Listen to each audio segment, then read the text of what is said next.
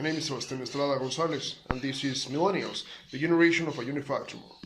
Social media and humans' impacts and influence. We live nowadays in an amazing time of our history, where we have all different kinds of technology. Fifth generation of communication that remains us all connected in a massive network, but travel to the nearest planet where we find ourselves discovering new features of this planet and ourselves at the same time. Brilliant investigations that treat illnesses and treat viruses all around the world. And yet we are not facing an issue.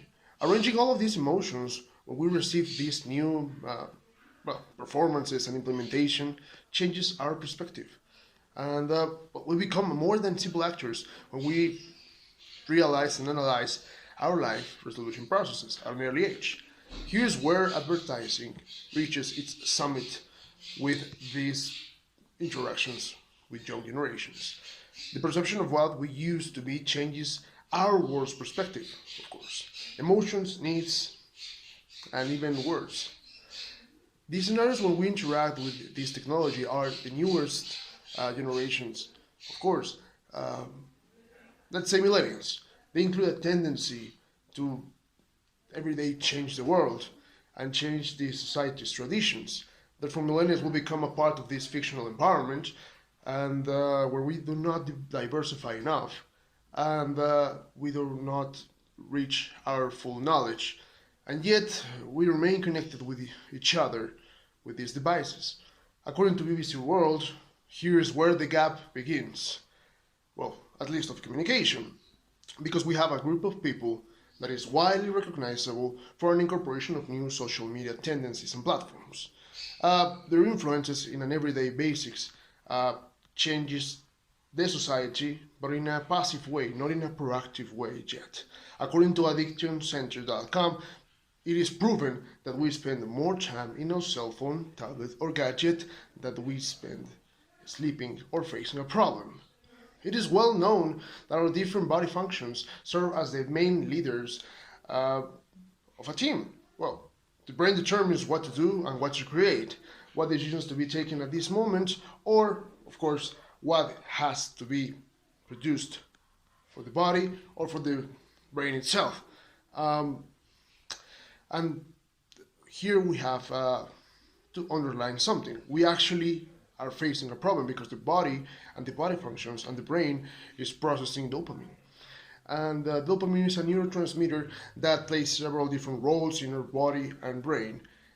And dopamine is also very addictive. We have a dramatic role with these dopamine stimulants.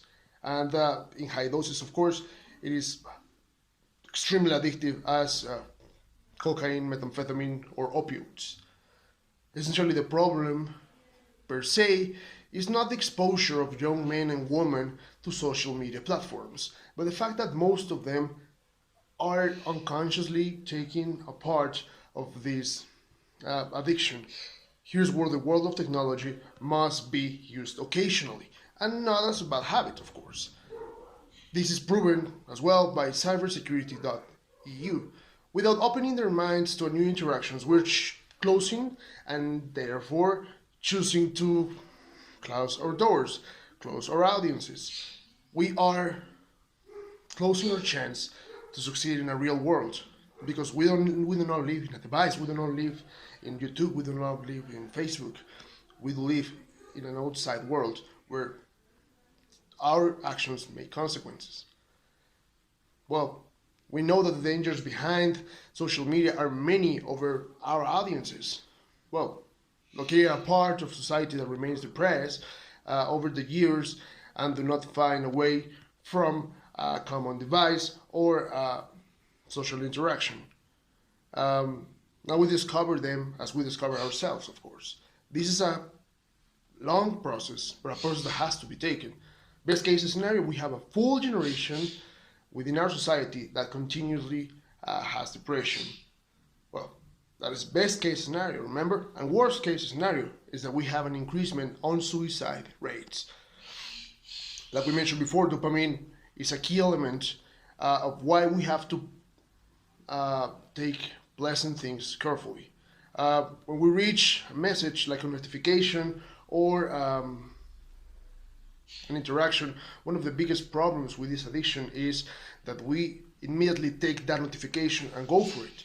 And we don't have to go for it per se. We have to take consideration of our environment and how we are meant to be socializing and negotiating in an everyday world. That is the key. That is the key that reflects ourselves.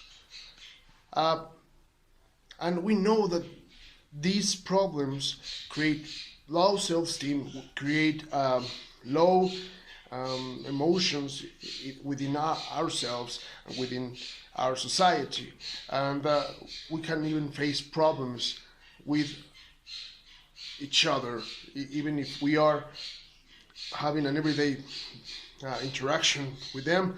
We have to tell them to stop doing that and to, change the world and create a different scenario for them. The best solution, well, of course, that we tell them is an invitation for them to discover that social media platforms are just tools that are created to connect with people and apply massive diversification over the new generations, of course. Nowadays, we must know and understand that we are meant to help the newer generations to stop this issue. This issue will continuously grow, and we have to concentrate in their truthful feelings, their truthful relationships, because that's what it's all about.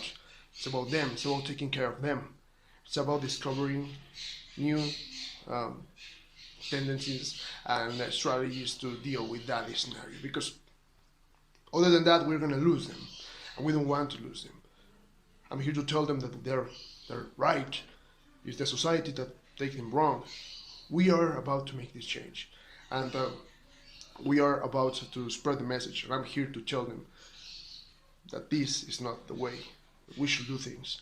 We can have several friends, we can have several reactions, but we always have to remain connected with these scenarios in a truthful bonding, asking ourselves if this is the right world, and saving us, at the same time saving them.